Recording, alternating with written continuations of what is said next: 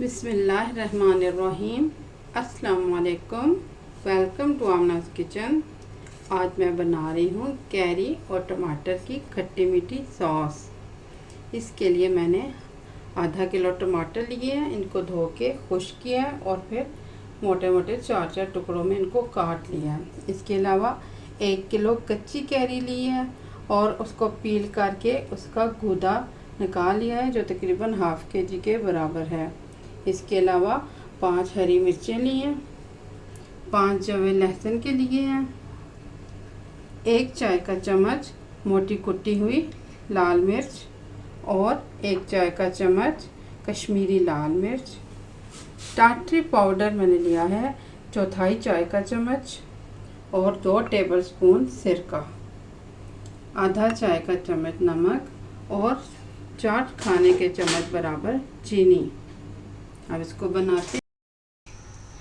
आप किसी भी खुले बर्तन या पैन में कैरी और टमाटर डालें, साथ ही मिर्चें भी डाल दें।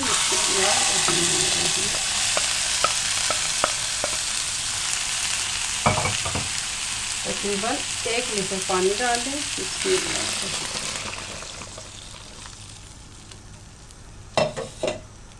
और लहसुन भी साथ ही डाल दें।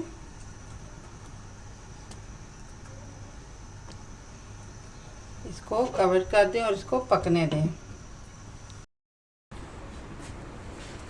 तकरीबन 20 मिनट से मैं इनको गला रही हूँ। 1 लीटर पानी मैंने डाला था, तकरीबन 1 गिलास पानी खुश्क हो गया, 3 गिलास बराबर पानी मौजूद रह गया। मैंने इसको मीडियम फ्लेम पे रखा हुआ था। अब देखती हूँ।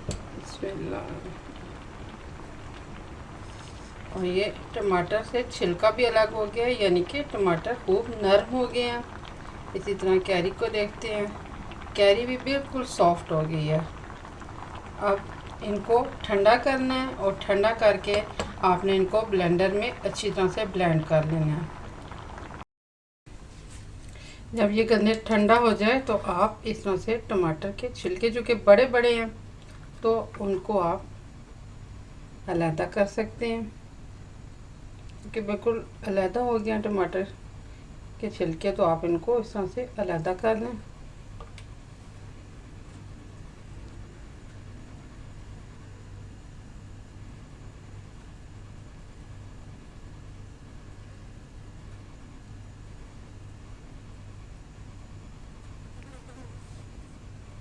ये देखिए बिल्कुल छिलके से गूदा अलहदा हो चुके हैं। तो इस तरह छिलकों को साइड पे कर दें। अब ये हरी मिर्चें आप निकाल दें, टमाटर के छिलके के साथ ये मिर्चें भी निकाल दें इसमें। और इसी तरह से आप जब इसको ब्लेंड करें तो 2 फ्रेश हरी मिर्चें डाल दें साथ।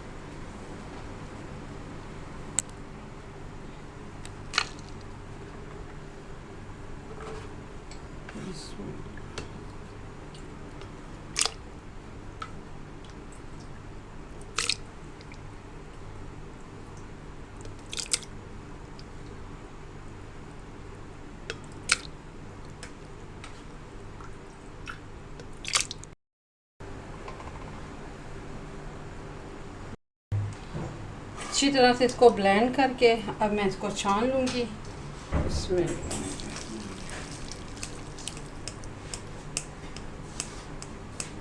इससे ये होगा कि अगर कोई छिलका टमाटर का निकालना रह गया है तो वो आसानी से निकल जाएगा।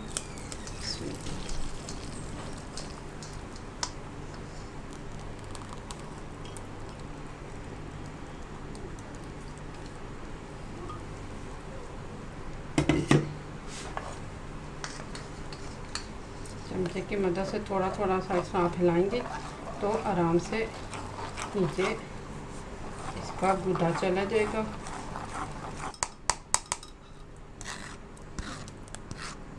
ये तैयार बैटर आ गया है। अब हम बाकी चटनी को तैयार करते हैं। अब आप किसी खुले पैन में 2 खाने के चम्मच बराबर ऑलिव ऑयल डालें इसमें, और हल्की आंच पर इसको गरम करके आपने इसमें चिली फ्लेक्स, इसमें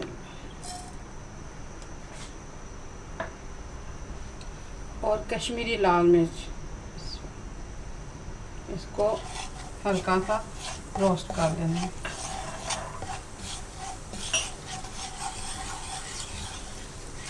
ताकि मिर्चों का कच्चापन ख़त्म हो जाए।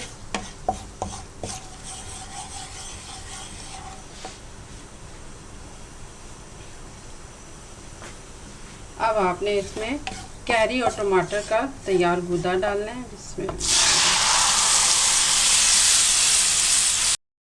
अब ये उबलने लग पड़ा है तो इसमें चीनी डाल देती हूँ।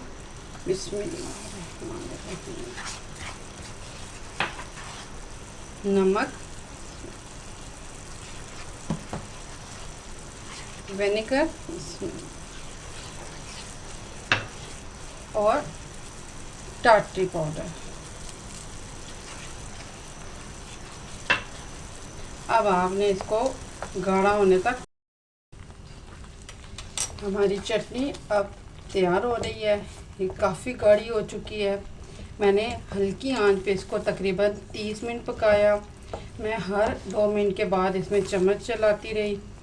इस तरह से अब ये पानी इसके अंदर से खुश्क हो गया है और ये काफ़ी थिक हो गई है। आपने इसमें से पानी को मुकम्मल खुश्क करना होगा। अगर आप मुकम्मल पानी खुश्क नहीं करेंगे तो फिर ये ज़्यादा दिन तक नहीं चल सकेगी। पानी खुश्क करने के लिए एक तो अब ये देखें, जैसे ये किनारे हैं तो यहाँ पर अब ये आप इसको जब समेटेंगे तो ये दोबारा फ़ौरन फैल नहीं जाएगी। देख लें कितनी देर से होगी और ये अभी तक फैली नहीं, इसमें से पानी ख़त्म हो गया। फिर आप चम्मच पे एक डॉट डाल लें। आप चम्मच पर एक डॉट डालें, थोड़ा सा डाल दें और देखें इसमें से पानी निकल के आएगा या नहीं। इसमें से कोई पानी नहीं आ रहा, इसमें से पानी मुकम्मल खुश्क हो गया और हमारे पास टमाटर और कैरी के गूदे से ये सॉस तैयार हो गई है।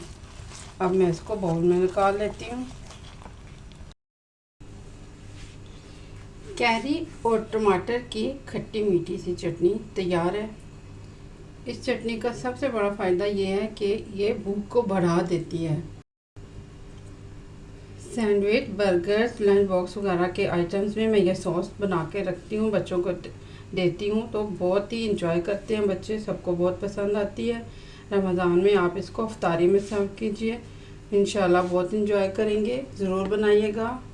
दुआओं में याद रखना, मेरे चैनल को सब्सक्राइब करना। अल्लाह हाफिज़।